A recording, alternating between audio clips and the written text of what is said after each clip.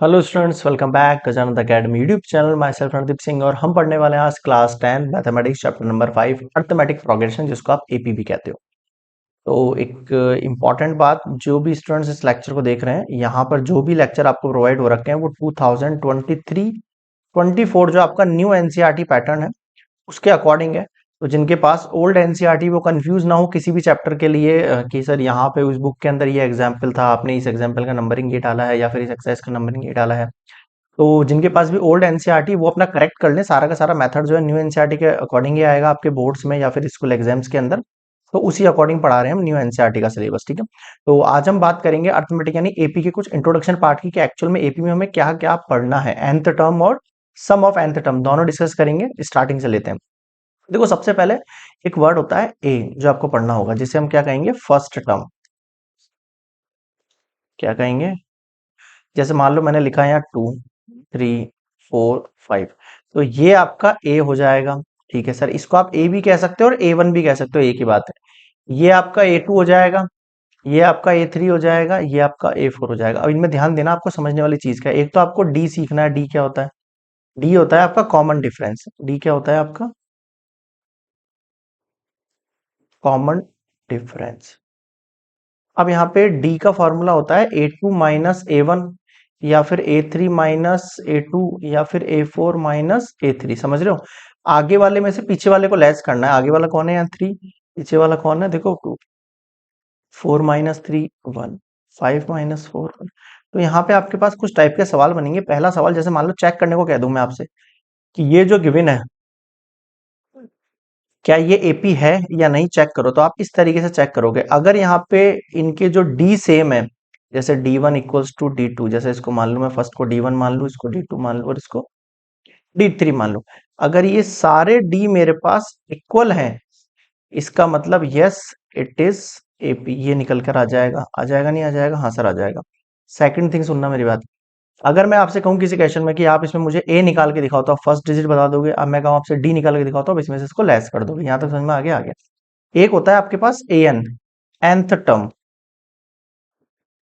nth term आपके actual में आप लास्ट टर्म भी कह सकते हो, जिसको आप एल से डिनोट करते हो।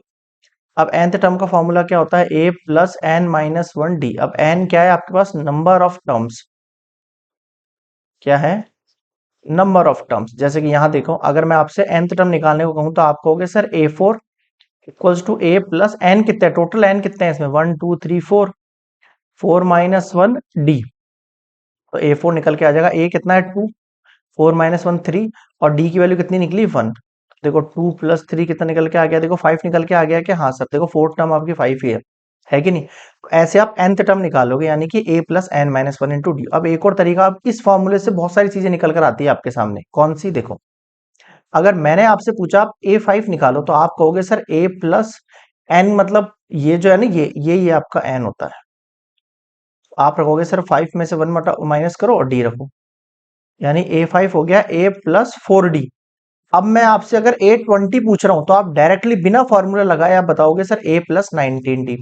मैं कह रहा हूं A19 बताओ आप, या मैं कह रहा हूं A29 बताओ आप, तो आप कहोगे a प्लस 28D। तो देखो, ये दूसरे टाइप का फॉर्मूला बन गया, लेकिन एक्चुअल में ये इसी फॉर्मूले से बना है। यानी फॉर्मूला एक ही है हमारे पास। कौन सा?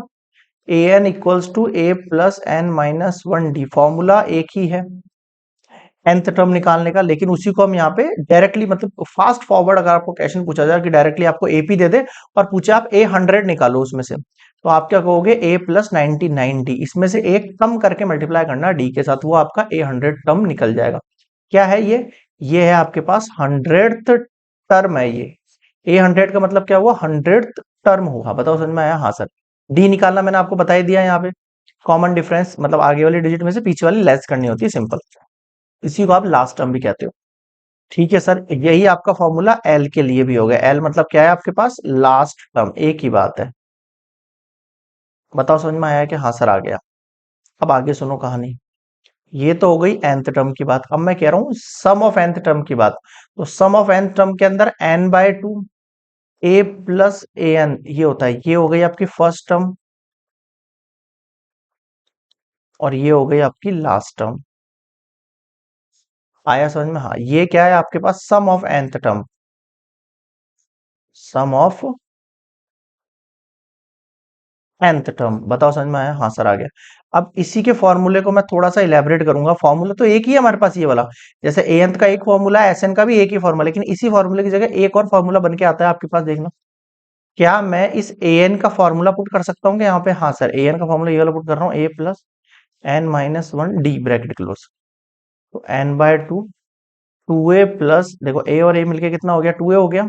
हाँ सर, ये लो, ये आपके, अब ये और ये दोनों अलग अलग नहीं है, दोनों एक ही। लेकिन अगर आपको किसी क्वेश्चन के अंदर N they they, A they they, A N दे दे, तो आप डायरेक्टली ये फॉर्मूला लगाएंगे। किसी क्वेश्चन के अंदर आपको ए एन ना दिया जाए, अगर आपको ए एन ना दिया जाए तो क्या करोगे? तब आप ये फॉर्मूला लगाना। अगर उस क्वेश्चन में आपको ए दे दे, एन दे दे और डी दे दे, तो आप ये फॉर्मूला लगा के उसका सम ऑफ एन टर्म निकाल लोगे। बताओ समझ में आ गया क्या? हाँ सर, ये कुछ चीजें हमारे पास क्लियर हो गई। अब एक और इंपॉर्टेंट चीज, मैं एक और जबरदस्त कंसेप्ट बताने वाला हूँ आपको, यहाँ पे ध्यान देना आप उसके लिए। जैसे मान लो, यहाँ लिखा है वन टू थ्री, ये एक एपी है। क्या है ये? एक एपी है। मैं कहूंगा आपसे ए वन कितना है सर? वन। और एस वन कितना है सर? ये भी वन। यानी कि एक चीज क्लियर हो गई, जो ए वन होता है वो एस वन के इक्वल होता है। बताओ समझ में आया कि? हाँ सर आ गया। अब मैं आपसे कहूंगा कि बेटा ए टू कितना है? आप कहोगे टू। मैं कहूंगा ए थ्री कितना है? आप कहोगे थ्री है। मैं कहूंगा आपसे एस टू निकाल के दिखाओ। अब आप देखो, एस टू का मतलब क्या होता है? दोनों डिजिट का सम होता है नहीं होता? भाई एस टू का मतलब क्या होता है कायदे से? एस टू का अगर मैं फॉर्मूला लगाने को कहूँ इस एपी में आपसे, तो आप कहोगे सर एन बाय टू, यानी टू बाय टू। मैं कहूंगा N by two, sum of two terms. ये फर्स्ट टू टर्म्स दिख रही है आपको? इनका मैं कह रहा हूं आप इसके अंदर एस टू निकाल के दिखाओ।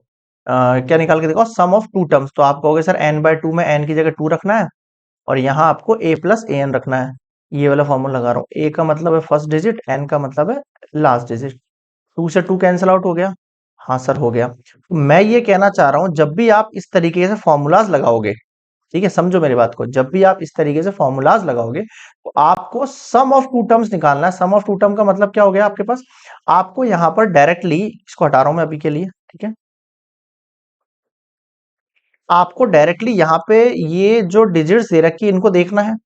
इनको आप first term, second term, third term, fourth term और फॉर्मूला निकालना है। जैसे कि आप एस एन निकालोगे N by two A plus A N से, ए प्लस ए एन से।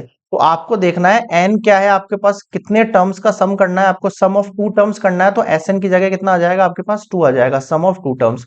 यहाँ एन की जगह भी वही वैल्यू आएगी, और यहाँ ए एन का मतलब क्या है? लास्ट टर्म भी मान सकते हो आप, ए और टू भी मान सकते हो, या फिर ये फॉर्मूला भी लगा सकते हो डायरेक्टली। बताओ समझ में आ रहा है कि? हाँ सर आ गया। ये आपका एक बेसिक इंट्रो हो गया है चैप्टर का, कि आपको फॉर्मूला लगाने किस तरीके। फिर हम सीधे एग्जाम्पल और एक्सरसाइज आप देखोगे ना, तो आपको अच्छे से क्लियर हो जाएगा। एक बार एग्जाम्पल समझाने के लिए मैंने आपको ये बेसिक इंट्रो पार्ट बना था, ताकि आपको ये समझ में आ जाए कि यहाँ पे कौन कौन से एग्जाम्पल और कौन कौन से क्वेश्चंस के अंदर किस तरीके से उनको लगाना है। आपको क्लियर हो गया? ओके सर, मिलते हैं नेक्स्ट वीडियो में नेक्स्ट कंसेप्ट के साथ, एग्जाम्पल्स के साथ। तब तक के लिए गुड बाय। प्रैक्टिस करते रहना, और फॉर्मूलाज को एक बार नोट डाउन जरूर कर लेना कि आपको ये फॉर्मूला यहाँ पे यूज करना है। क्लियर हो गया? चलिए।